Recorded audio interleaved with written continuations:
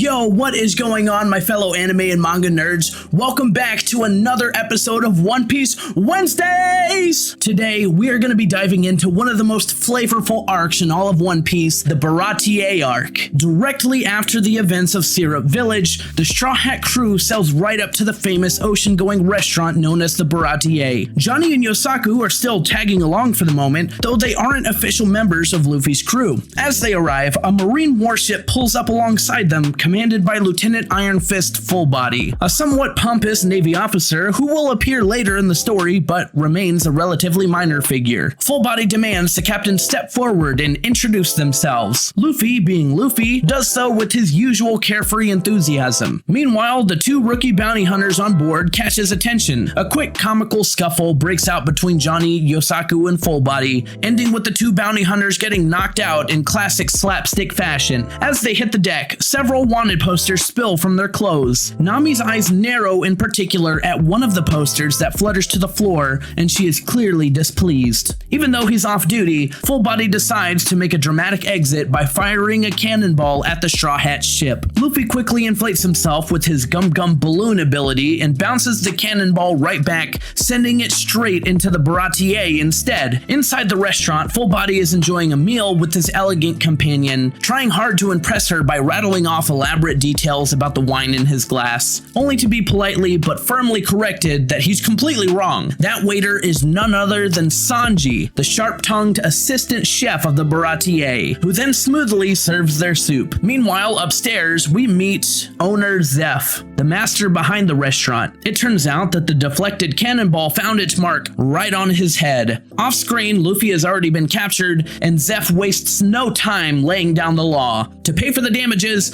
Luffy must work at the Baratie for a full year without any pay. Back in the dining area, Fullbody, still stinging from Sanji's earlier correction, attempts to ruin the restaurant's reputation, but Sanji's quick wit and sharp tongue make Fullbody look even more foolish. Things escalate quickly when Fullbody turns aggressive and starts trashing the place, even wasting perfectly good food in the process. That proves to be the final straw. In an impressive display of skill and style, Sanji makes short work of the lieutenant, delivering a memorable introduction to the Baratie's seafaring cook. The lively atmosphere of the Baratie grows even more colorful as we meet some of the restaurant's other staff, most notably Patty, the energetic cook who takes customer service very seriously. He gives himself a big motivational pep talk in front of the mirror before bursting into the dining hall, only to walk straight into Sanji holding one of their distinguished guests in the air. Just as tensions rise, Luffy and owner Zeph suddenly come crashing down from the ceiling, still caught up in their own private scuffle upstairs. Zeph quickly surveys the chaotic dining hall with a sharp eye, and without missing a beat, he scolds Sanji for stirring up his usual trouble. It's at this point that the true protagonist of this arc makes their presence known: the infamous Krieg pirates. Earlier, Fullbody had been transporting a captured Krieg pirate, but the prisoner had escaped. As a marine tries desperately to warn the lieutenant, he's suddenly shot in the back. The bloodied pirate stumbles in, collapses into a seat, and demands food. Patty, ever the dedicated server, rushes over to help, only to be met with rude arrogance. Without hesitation, Patty swiftly knocks the pirate out, earning enthusiastic applause from the diners. Despite the pirate's criminal nature, his hunger is genuine. This is where we catch a heartfelt glimpse of Sanji's true character. He quietly prepares a warm meal for the starving man, refusing to let anyone go hungry on his watch. Watching from afar, Luffy's eyes light up with certainty. He has just found the cook that he's been looking for. Luffy, never one to stay on the sidelines, immediately jumps into the heartfelt moment between Sanji and the pirate, and boldly declares his interest in recruiting Sanji as the cook for his pirate ship. Sanji politely turns him down, but Luffy cheerfully refuses to accept the refusal, leading to a lively back and forth between the two. As they argue, the pirate from earlier speaks up, introducing himself as Jin, a member of the Krieg pirates. He curiously asks Luffy what brings him out to sea, and Luffy replies with his signature enthusiasm. He's headed for the Grand Line in search of the One Piece. Jin's expression turns serious, urging Luffy not to enter those dangerous waters. Though he admits he knows very little about the Grand Line, what he does know fills him with genuine fear. Meanwhile, in the kitchen, Patty and the other cooks urgently warn him about the man that he had just knocked out, revealing that Jin serves under Don Krieg, one of the most ruthless pirates in the East Blue. Patty remains unfazed, proudly declaring that the Baratie's fighting cooks are legendary for driving off pirates. Zeph, ever the stern leader, quickly orders everyone to get back to work. Outside, Jin prepares to depart in a small boat, but before he leaves, Luffy reaffirms his determination to enter the Grand Line. Jin turns to Sanji one last time, thanking him sincerely for saving his life and complimenting the excellent meal. As Jin rows away, Zeph appears and firmly orders both Sanji and Luffy to get back to their duties. Back in the kitchen, Luffy has been temporarily demoted from aspiring pirate captain to unpaid chore boy. His attempts at kitchen work prove hilariously disastrous. Luffy's clumsy efforts soon cause enough chaos that he's promptly kicked out and sent to take orders instead. Stepping into the dining hall, Luffy spots Nami, Zoro, and Usopp already comfortably seated at a table. Sanji notices them too, especially Nami. True to one of his most notable traits, he instantly falls head over heels, his eyes turning into hearts as he gazes at her. Before he can say much, Zeph catches him in the act. Having overheard the earlier conversation, Zeph gives Sanji some surprising advice. Follow his heart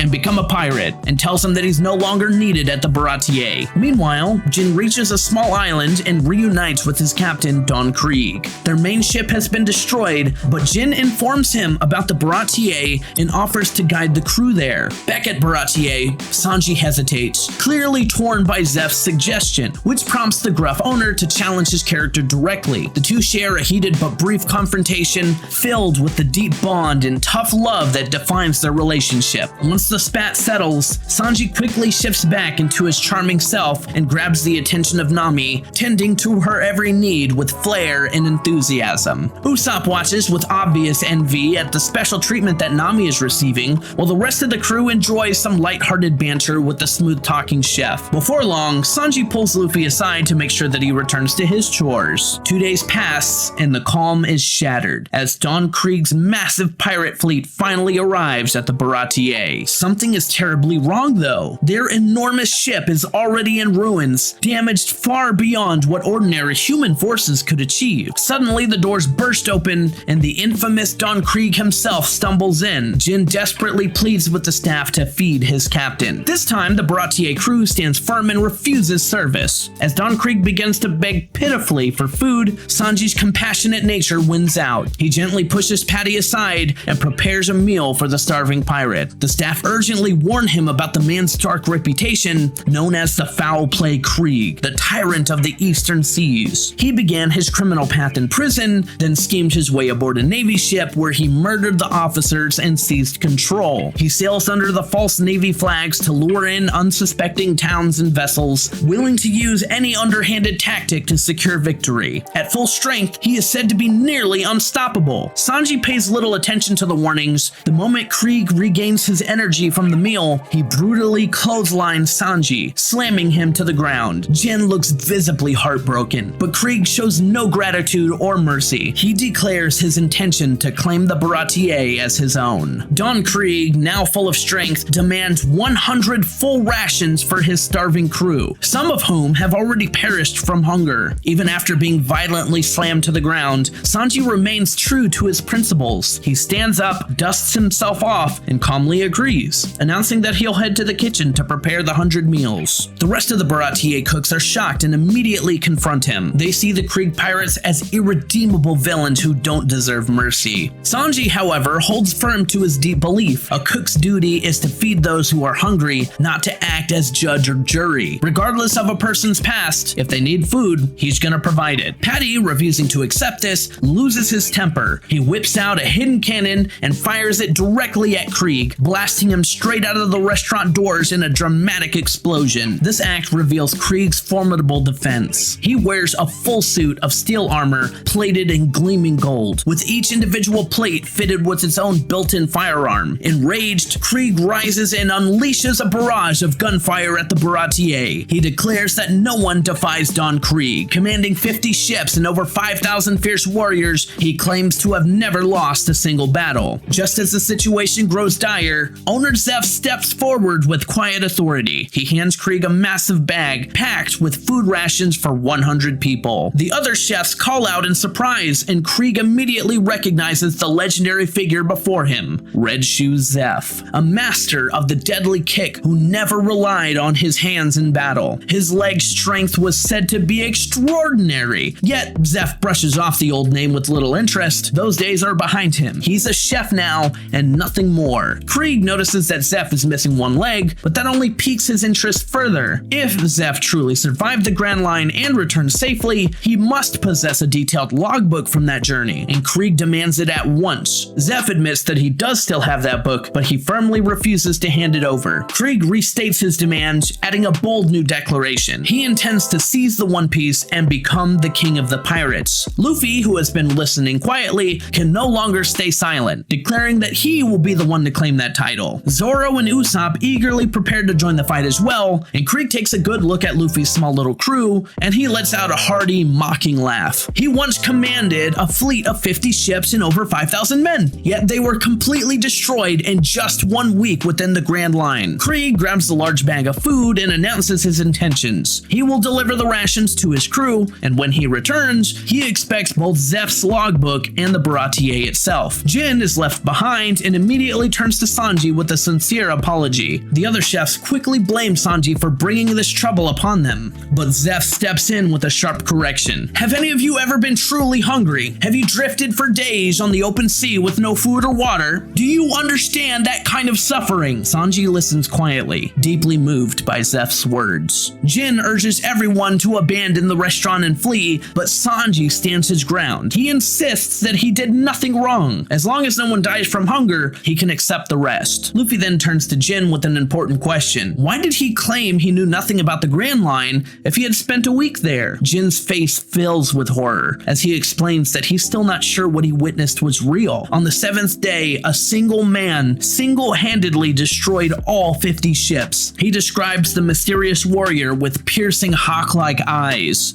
so intense that they seemed capable of killing with a single glance. And this little detail immediately catches Zoro's full attention. Zeph immediately recognizes the man that Jin is describing, and so does Zoro. Those piercing hawk eyes belong to the legendary swordsman that he's been searching for. Zeph calmly explains that such impossible feats are simply part of life in the Grand Line. While fear ripples through the rest of the group, Luffy's excitement only grows stronger at the thought of the Grand Line's challenges. Zoro, too, now feels a renewed spark of interest in venturing there. Meanwhile, Don Krieg's starving crew eagerly devours the food from the large bag, quickly regaining their strength and energy. Back inside of the dining hall, the Baratie's fighting cooks arm themselves with giant forks, steeling themselves to defend their beloved restaurant. Suddenly, a tremendous crash echoes from outside. Don Krieg's massive ship is violently split clean in half, as easily as if it were made of butter. In the midst of the chaos, everyone rushes out to see what happened. Luffy and his crew quickly notice something alarming. The Going Merry is gone. That's when Johnny and Yosaku appear in the water, desperately calling out to Zoro. They shout that Nami has sailed away with the ship and taken all of their treasure with her. Just then, Zeph spots a mysterious sight in the distance. A single man calmly sailing towards them, sitting inside of an ornate coffin. We cut to a quick flashback that reveals exactly what happened. True to Johnny and Yosaku's testimony, Nami really did steal the Going Merry along with all of their treasure. She proudly declared that this is simply who she is. She robs pirates, and the ship is now her prize. She never swore loyalty to Luffy. Their alliance was only temporary, and with a confident smile, she says that she hopes to meet them again someday before sailing off. Back in the present, Usopp and Zoro are fuming with anger at the betrayal. Luffy, however, remains surprisingly unbothered. He simply states that they're going to need to get another ship just so they can catch up with her, because he has already decided that Nami is going to be their navigator. As the crew prepares to sail away, Luffy refuses to join them. He still has a job to finish, protecting the Baratie from Krieg's threat. Before they can argue any further, all eyes turn to the mysterious figure sailing towards them in that small coffin-like boat. Zoro looks visibly nervous as he asks if this is truly the man known as Hawkeye. This lone swordsman is the one who single-handedly destroyed 50 ships? Zeph tells everyone on to take a closer look at the large weapon resting on the man's back. This is none other than Dracul Mihawk, the world's greatest swordsman.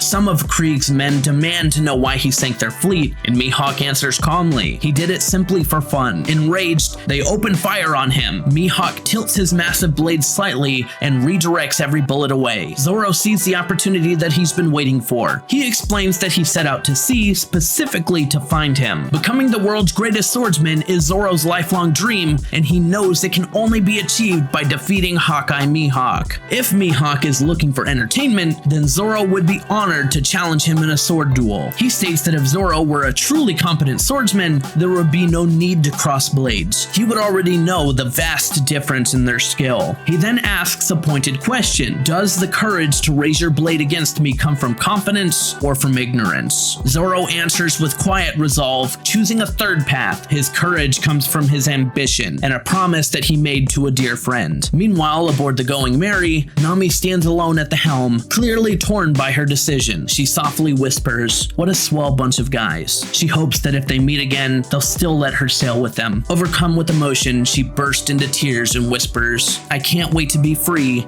Bellamere." We return to the tense standoff between Zoro and Mihawk. Mihawk removes the small cross necklace from around his neck, revealing a surprisingly tiny dagger. He then delivers one of the coolest lines in the entire series: "I'm not the kind of fool who hunts rabbits with a cannon." He offers a brief but important piece of world lore, explaining that the Red Line and the Grand Line divide the worlds into 4 seas. One of those 4, the East Blue, is by far the weakest and most peaceful. Mihawk then apologizes lightly, noting that this small blade is the smallest one that he carries. Zoro accepts the challenge without hesitation. The difference in their skill becomes painfully clear almost immediately. Even with just a tiny dagger, Mihawk completely overpowers Zoro. As the fight intensifies, Zoro experiences quick flashes of his childhood and the solemn promise he made long ago. He knows he cannot afford to lose this battle. Though the outcome may no longer be in his hands, he refuses to back down. Mihawk delivers a swift thrust, driving the dagger into Zoro's chest. Yet Zoro stands his ground and does not retreat. When Mihawk asks why he refuses to run, Zoro answers with quiet determination that he would rather die than accept defeat. In a final act of defiance, Zoro prepares one of his most powerful secret techniques. Mihawk asks for his name, and Zoro proudly replies, "Roronoa Zoro." Mihawk acknowledges the name, saying that he's going to remember it. To honor the sacred code of swordsmen, Mihawk sets aside the tiny dagger and draws his true weapon, a massive black blade recognized as one of the finest swords in the world, Yoru. In one devastating swing, he shatters 2 of Zoro's swords. Accepting his defeat with dignity, Zoro turns his back to Mihawk no more. Instead, he faces him directly, opens his chest, and boldly declares, "Wounds on the back are a swordsman's shame." Mihawk honors the request and delivers the final strike. As Zoro collapses and falls into the sea, the onlookers stand in stunned silence, shocked by the swift and decisive outcome of the battle. Without hesitation, Luffy launches himself towards Mihawk, throwing a powerful punch that reveals his extraordinary rubber-like abilities to Sanji and the Krieg pirates watching nearby. Mihawk calmly dodges the attack and commends Luffy for allowing Zoro to fight his own battle to the very end. He reassures him that Zoro is still alive, and then turns his gaze towards the fallen swordsman with a rare hint of respect. "I am Dracul Mihawk. It is far too soon for you to die, Zoro. Discover yourself, see the world, grow stronger. No matter how long it takes, I will wait for you at the very top. One day, I challenge you to surpass me." He then turns to Luffy and asks about his ambition. When Luffy boldly answers that he aims to become the king of the pirates, Mihawk offers a nod of genuine respect, noting that it is an even more perilous path than trying to surpass him. Moments later, Zoro regains consciousness. With great effort, he lifts his sword high into the air and makes a powerful vow. "I will never lose again until the day I become the world's greatest swordsman." He looks to Luffy and asks with fierce determination, "You got a problem with that, King of the Pirates?" Luffy smiles widely and replies, "Not at all." With that, Mihawk gracefully returns to his small coffin-like boat and prepares to depart. Don Krieg, furious about the destruction of his armada, shouts threats and demands revenge. Mihawk simply calls him a slow learner before effortlessly slicing what remains of Krieg's ship into pieces once again. Usopp then takes charge of the small boat and tells Luffy that he's heading off to chase after Nami. He encourages the crew to join him as soon as they can so they can all set sail together for the Grand Line. Luffy agrees, but reminds them there is still unfinished business to handle at the Baratie. And with that, this scene beautifully introduces one of the most important characters in all of One Piece, Dracula Mihawk. Keep his face and his name in the back of your mind because he is going to be a recurring character who's very influential in the One Piece world. Owner Zeph quickly strikes a deal with Luffy. If he helps defeat the Krieg pirates, his year of unpaid labor at the Baratie will be forgiven. After all, if Luffy stayed for another year, the restaurant would likely be in ruins anyway. What follows is an extended and chaotic battle as Luffy, Sanji, and the fighting cooks of the Baratie clash against Krieg's forces. This is the moment we truly get to appreciate Sanji's impressive abilities. He possesses remarkable superhuman strength, yet he fights exclusively with his legs. During the intense scuffle, we're introduced to one of Krieg's top commanders, the massive and seemingly invincible Pearl. Pearl remains a minor character for the entirety of One Piece, so it's best that you go ahead and forget his name. As Luffy and Sanji take on Don Krieg and Pearl, Jin steps forward to halt the fighting. He threatens to harm owner Zeph if they don't stop immediately. A heartfelt exchange unfolds between Jin, Zeph, and Sanji. Jin urges Sanji to abandon the restaurant and save himself, but Sanji firmly refuses. Zeph and Sanji briefly argue, their deep bond showing through their sharp words. Before the conversation can continue, Krieg's pirates try to interrupt. Sanji stands his ground, declaring that this ship is the old man's greatest pride and joy. He openly admits that he has already taken so much from Zeph, and because of that, he refuses to let anything else be taken away from him. This revelation catches the other cooks by surprise. It's the first time that they ever heard anything about the true connection between Zeph and Sanji, and with that, we finally get a closer, more emotional look at Sanji's past. We flash back 9 years into the past, where a young Sanji works as a cook's apprentice aboard a ship called the Orbit. While chatting with the other cooks in the galley, he eagerly shares his lifelong dream of finding the All Blue. In this wondrous sea, every fish from across the world would swim side by side. It would be a chef's paradise, with the finest seafood from every corner of the globe right at your fingertips. The other cooks laugh it off, calling it nothing more than a sailor's myth and a childish fairy tale. Suddenly, chaos erupts. The Orbit is attacked by a notorious pirate ship. At the helm is the infamous Red Shoe Zeph. This dramatic encounter marks the very first meeting between Sanji and Zeph. In the heat of the raid, young Sanji bravely tries to defend the Orbit and its passengers. However, Red Shoe Zeph makes quick work of him, easily overpowering the determined but inexperienced apprentice. As the battle rages,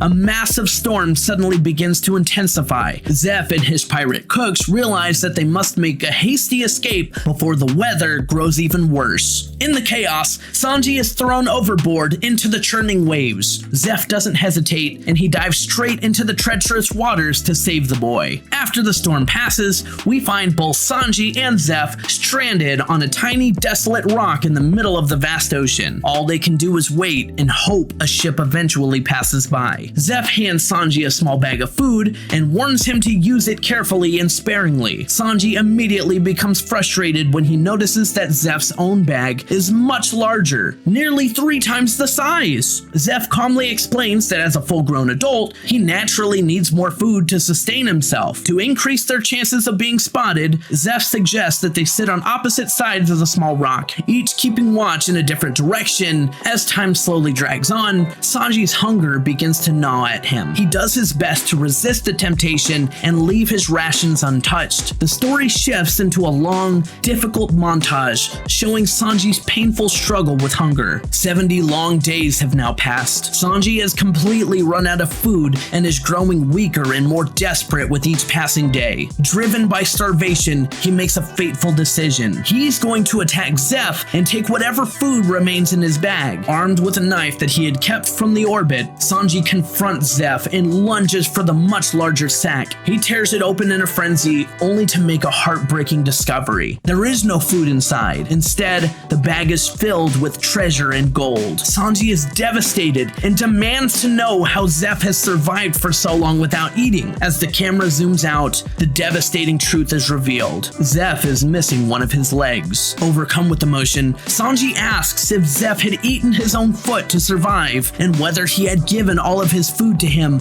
on the very first day. Zeph quietly confirms both suspicions. When Sanji asks why he would sacrifice so much for a boy that he barely knew, someone who had given him no reason to show such kindness, Zeph reveals a touching truth. He once shared the exact same dream of finding the All Blue. However, after losing his crew, he no longer had the heart to continue as a pirate. Besides, none of his crew ever believed in the All Blue anyway. 15 days later, and the two are finally spotted and rescued from the rock. We return to the present, where Sanji looks at Zeph with deep gratitude. He tells the old man that because he saved his life back then, he will now defend him with his own life, and this is how he intends to repay the enormous debt that he owes to owner Zeph. And a quick note on Zeph's leg, there is like a huge debate in the One Piece community how he lost his leg. Because of censorship issues in the anime, it's left ambiguous to the viewer how he lost his leg, but in the manga, it's spelled out very clearly, and they even show him chopping off his own leg. And Sanji asks the question, did you eat your own leg? And he says yes. So it is confirmed through the manga that yes, he did eat his own leg, for those of you who are confused on how he lost the leg. Moved by the heartfelt backstory, Luffy comes to a bold decision. He's going to sink the Baratie himself. Sanji is furious at the idea, but Luffy quickly clarifies his reasoning. Getting killed is no way to repay the debt that he owes Zeph. Zeph didn't save his life just so Sanji could throw it away. Only a coward would do that. Besides, how else are they going to stop the Krieg pirates from seizing the restaurant? The action resumes as the massive invincible pearl charges at Luffy and Sanji, and before he can land a blow, Jin steps in and takes Pearl out of the fight. Jin then turns to Don Krieg and offers a sincere apology. Even so, because both he and Krieg owe Sanji their lives, Jin decides out of respect that he is going to be the one to send Sanji to the grave himself. The battle splits into two intense mashups, Jin versus Sanji and Luffy versus Don Krieg. However, Jin's loyalty is clearly wavering. He struggles deeply because Sanji was the first person in his life who ever showed him genuine kindness. Jin pleads with Krieg to let the Baratie go, but Krieg refuses. In response, Krieg activates a poison bomb to eliminate everyone. Don't ask too many questions, but Krieg's crew has a bunch of gas masks, and Jin uses his mask to save both Sanji and Luffy. Luffy, outraged that Krieg would betray one of his own men so callously, channels his energy and brings the fight to a decisive end, defeating Krieg once and for all. Or so it seems. As Luffy stands victorious, Zeph approaches Sanji and tells him to watch closely. He says that every once in a while, a true fool comes along, someone who refuses to stop fighting until the very end, and he has great admiration for men like that. But Krieg isn't finished yet. He rises once more, and the battle between him and Luffy continues. In the end, after a hard-fought clash, Luffy emerges triumphant. With the battle finally over, Luffy tumbles into the sea. Sanji pulls Luffy safely back to the surface just in time, and as they emerge, the battered Don Krieg struggles to his feet, attempting to continue the fight, but Jin swiftly shuts it down, knocking him out cold and carrying him away. Exhausted from the battle, Luffy soon passes out, but later Luffy wakes up to find Sanji carefully looking after him. Seizing the moment, Luffy once again tries to recruit him as the crew's cook, and Sanji politely declines. But he opens up about his cherished dream, one day sailing to the Grand Line to find the legendary All Blue. He speaks with genuine passion as he describes the mythical sea where fish from all four oceans swim together. Unbeknownst to them, Zeph is quietly watching from nearby, and a warm smile crosses his face as he sees how alive and happy Sanji looks while talking about his lifelong ambition. A short time later, the mood in the kitchen shifts. The other cooks begin to give Sanji the cold shoulder, deliberately disrespecting his dishes and criticizing his cooking. Even owner Zeph joins in. Luffy, however, happily picks up a bowl of Sanji's soup and gives it sincere praise, saying how delicious it is. But right before Luffy had a chance to speak, Sanji had already stormed out of the room. That's when the chefs and Zeph drop the entire act. They turn to Luffy and earnestly ask him to take Sanji with him on his journey to the Grand Line. They want the young chef to follow his dreams rather than stay trapped at the Baratie out of obligation. Unseen by the group, Sanji stands just outside the door, quietly listening to every word. Luffy smiles warmly but immediately declines the chef's request. He explains that he won't take Sanji. He wants Sanji to make the decision himself. Just then, a loud commotion erupts outside. Yosaku has has returned to the Baratie. Luffy asks why he's alone and where are the others, and Yosaku explains that they weren't able to catch up to her, but they managed to get a rough idea of the direction that she's headed, and he promises to share the details soon. As Luffy prepares to leave, Sanji steps forward with a quiet resolve. He tells Luffy that he has decided to join the crew. After all, if they're both chasing foolish dreams, he might as well pursue his own dream alongside Luffy on the path to become the king of the pirates. Luffy lets out a joyful shout of excitement. The chefs of Baratie, along with owner Zeph, generously provide Luffy and Sanji with a new ship to see them off on their journey. As the moment of departure arrives, Luffy turns to Sanji and asks, "Aren't you gonna say goodbye?" Sanji hesitates, but Zeph calls out to him with a gruff yet caring voice. "Hey Sanji, keep your feet dry." At those words, Sanji's eyes fill with tears. He bows his head deeply and says with heartfelt emotion that he owes Zeph his life and that he will never forget him. The old chef and all the cooks immediately burst into tears, calling out how much they're going to miss him. This touching farewell brings the emotional scene to a beautiful close. Sanji boards the ship with a heavy but hopeful heart, and with the sails unfurled, they set off across the sea on their next adventure to retrieve Nami and continue their grand journey. And with that, the Baratie arc comes to a close. But before you guys leave, I want to leave you with 3 questions to keep in the back of your mind as you progress through the story of One Piece. Question number 1, why was Nami so concerned when she saw that bounty poster? Question number 2, who is Bellemere and why is this person important to Nami? Question number 3, why did Nami take the ship and where is she going? If you stuck around to the end of the video, you have now completed the Baratie arc. That means if you want to pick up the manga where we left off today, you can start at chapter 69,